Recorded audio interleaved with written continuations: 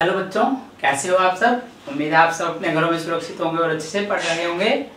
आज हम बात करते हैं आपका दूसरा भाग के अध्ययनों के, जो हम संजीव की विशेषताएं और आवास इनके बारे में। तो हमने पढ़ा था आवास के बारे में और अनुकूलन के बारे में। आज हम पढ़ते हैं अब विभिन्न आवासों की यात्रा करते हैं हम, कि अलग अलग जो रहने के स्थान होते हैं वहाँ पर किस तरीके के जीव पाए जाते हैं, वहाँ की परिस्थितियाँ कैसी होती हैं, इन सब चीज़ों के बारे में आज हम जानेंगे। तो शुरू करते हैं स्थलीय आवासों से। आवास के बारे में तो हमने अच्छे से आपको बताया था। स्थलीय आवास जो ऐसे रहने के स्थान जीव जंतुओं के जो जमीन के ऊपर होते हैं। जमीन के ऊपर किस तरीके के आपको वातावरण पाए जाते हैं, जैसे एक आते होते हैं आपके पहाड़ी एरिया होते हैं, पर्वतीय एरिया हो गए, उसके बाद आपकी जमीनी, जैसे हम जहाँ पर रहते हैं घास के स्थल हो गए, घासीय स्थल बोलते हैं जिन्हें, और उसके बाद तीसरा आपका होता है मरुस्थल टाइप के। तो ये सब आते हैं आपके किसमें, आपके आते हैं ये स्थलीय आवास में। मरुस्थल के बारे में हमने जो बात की थी उसको आपको पता है, मरुस्थल कैसे होते हैं, रेगिस्तान मतलब जहाँ पर रेत पाई जाती है। अब वहाँ पर जो होते हैं जीव होते हैं वहाँ पर, वो कैसे होते हैं। ऊंट के बारे में हमने पिछले लेसन में बहुत अच्छे से बताया था आपको। अगर आपको नहीं पता लगा हो तो आप डिस्क्रिप्शन में जाइए और लिंक चेक कीजिए और आपको पूरा का पूरा उसके बारे में पता चलेगा। ऊंट कैसे रेगिस्तान में सहायक होती है, उसकी जो चमड़ी होती है, उसकी जो उसके जीवन यापन जिस तरीके से वो करता है, वो मरुस्थल में रहने के लायक कैसे बनता है। मरुस्थल के तो कुछ पौधों के नाम है, जैसे केक्टस, नागफनी, आपने सुना भी होगा, अपने फोटोज में देखे भी होंगे। अब जो केक्टस और नागफनी होते हैं उनके चित्रों में आप देख सकते हैं कि उनमें क्या होता है, उनमें फल नहीं लगते। फल लगेंगे तो उससे क्या होगा, उनको ज्यादा जरूरत पड़ेगी इस चीज की, जरूरत पड़ेगी आप उनको पानी की। अब उसमें ऐसे पौधे होते हैं जिनको क्या होता है, जिनको पानी की ज्यादा जरूरत नहीं पड़ती।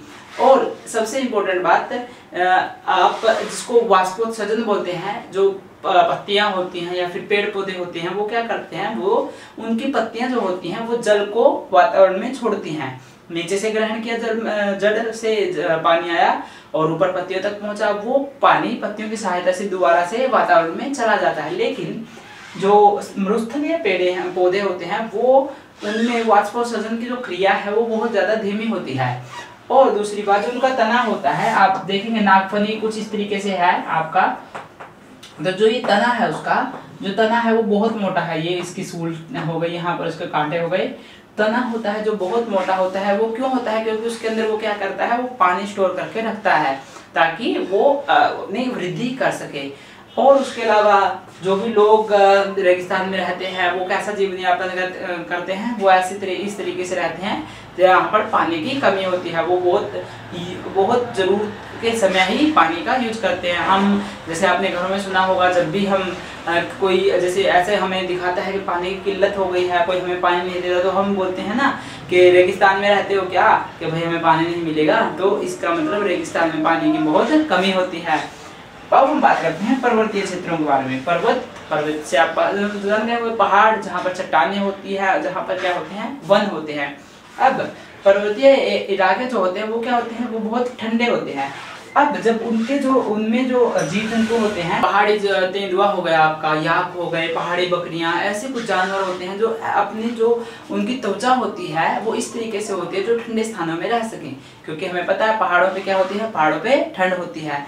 अब उनकी चमड़ी जो होती है वो मोटी होती है और उनको बाल, हम जैसे ऊन के कपड़े पहनते हैं तो ऊन रूपी बाल होते हैं उनके शरीर पर, जो उन्हें ठंड से बचाए रखते हैं।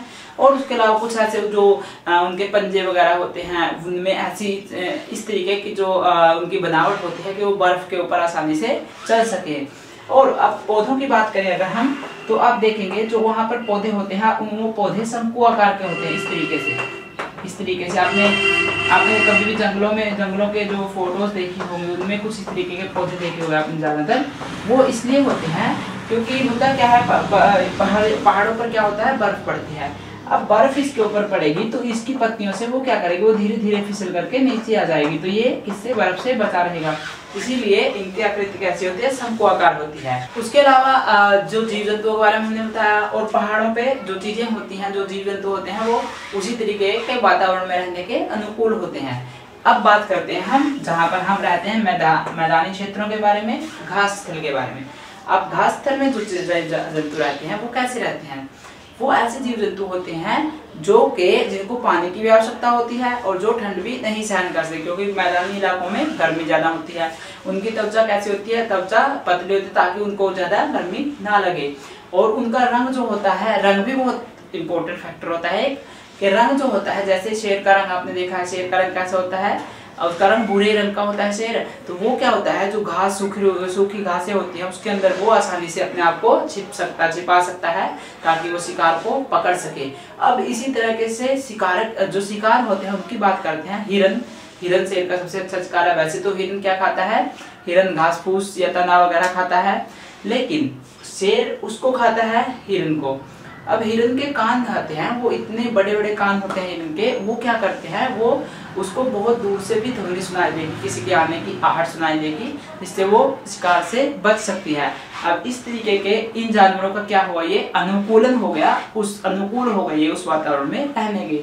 जो पेड़ पौधे होते हैं वो भी आपने देखे हैं। नॉर्मल पेड़ पौधे, हमारे आसपास के पेड़ पौधे कैसे होते हैं, इस तरीके के पेड़ पौधे होते हैं, इस तरीके के आप ये देख सकते हैं। अब देखिए, आपने देखा तीनों जगह पे ये था आपका मरुस्थल का पौधा जो था इस तरीके से सिर्फ तना ही उसका बाहर आया हुआ था। ये थे आपके जो वन के क्षेत्र के पौधे थे, और ये जो थे ये आपके जो है किसके, घास के स्थल के, जो घास स्थल है या मैदानी इलाके हैं उसके पौधे। तो आप इसमें इनके जो डिजाइन शेप में भी आप अंतर, आराम से आकृति में भी अंतर देख सकते हैं। तो ये हो गई हमारी बात आपकी जो है स्थलीय आवास की। अब बात कर लेते हैं थोड़ी सी जलीय आवास। जलीय आवास मतलब समुद्र हो गया, नदियां और आपके तालाब और झील हो गए। इनमें रहने वाले जीव जंतुओं में क्या क्या डिफरेंस होता है वो देखते हैं। अब देखिए समुद्र में कैसे होता है। समुद्र में जो मछली और मछली की जैसी आकृतियां, जैसे व्हेल और आपकी जो डॉल्फिन वगैरह मछलियां हैं, उनकी आकृति कैसी होती है, उनकी आकृति होती है ये जो हमने पिछले लेक्चर में बात की थी, ये आपकी मछलियों की आकृति होती है, ठीक है। अब इस आकृति की मछलियां क्या करती हैं आपकी, इसको बोलते हैं धारा रेखीय आकृति। क्या बोलते हैं इसको, धारा रेखीय आकृति। अब ये धारा रेखीय आकृति जीव होते हैं वो समुद्र में होते हैं, जो ऊपर चलते हैं समुद्र के, मतलब ऊपरी क्षेत्र में, समुद्र के ऊपरी जल में रहते हैं।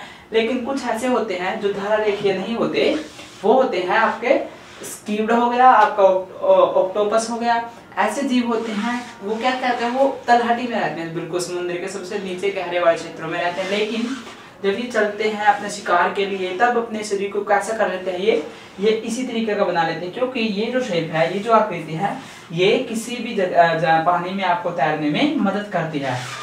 तो आपको इस बात समझना है कि ये धारा रेखीय आकृति मछलियों की क्यों होती है, ये हमने पिछली बार भी अच्छे से बात किया था।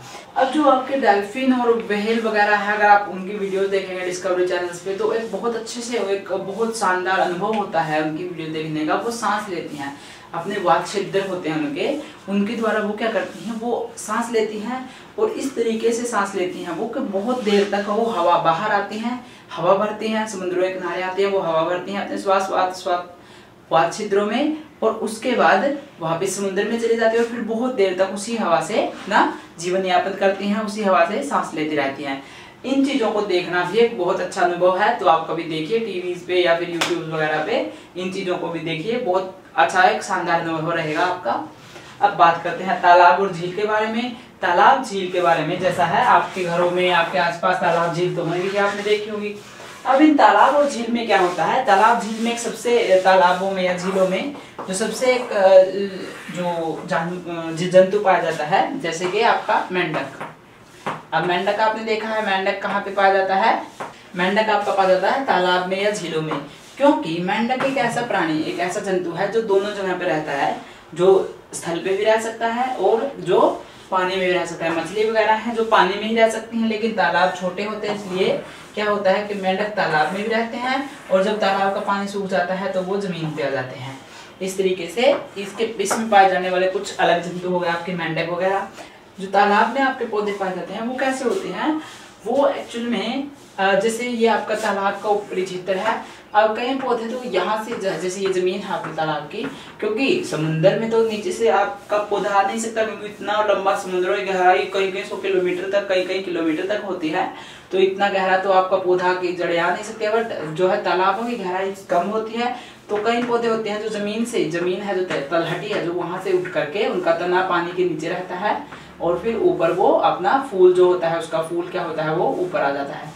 अब कई पौधे ऐसे भी होते हैं जो सिर्फ ऊपर ही रहते हैं, जैसे आपने कई शैवाल वगैरह ऐसी कुछ पौधे होते हैं जो जड़ें जिनकी क्या करते हैं, पानी में जो क्या करते हैं, फ्लोट तैरते रहते हैं जो पानी के अंदर, और वो फिर उसका फूल जो है पानी के ऊपर होता है और जड़ें पानी में ही होती हैं। वो जड़ें क्या करती हैं, वो जमीन में नीचे नहीं लगती। इस तरीके के कुछ पेड़ पौधे होते हैं, कुछ पेड़ पौधे जो तालाब और झील में रहने लायक होते हैं। इसी प्रकार नदी में भी अपने तरीके की मछलियां, अपने तरीके के पेड़ पौधे, उनके किनारे किस तरीके के पेड़ पौधे होंगे, सीपी वगैरह उनके किनारे आती हैं, वो सारी चीजें क्या होती हैं, एक अलग अनुभव है उन चीजों को भी देखने का। तो आज हमने जाना कि विभिन्न आवासों में कैसे कैसे जीव जंतु रहते हैं, वहाँ की जो परिस्थितियां हैं उनके अनुकूल अपने आप को ढाल लेते हैं। अब इन चीजों को हम अगले लेसन में इससे आगे बढ़ेंगे हम और जानेंगे कि जो हम संजीवों के बारे में पढ़ रहे हैं उनकी विशेषताएं क्या होती हैं।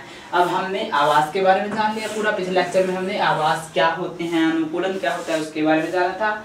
इस बार हमने जाना कि आवासों में रहने वाले जीव जंतु किस प्रकार से अपना बिहेव करते हैं, और जलीय और स्थलीय दोनों के बारे में नेक्स्ट लेक्चर में हम बात करेंगे, इनकी विशेषताओं के बारे में संजीवों की। तो तब तक के लिए बने रहिए हमारे चैनल के साथ, सब्सक्राइब कीजिए, लाइक कीजिए।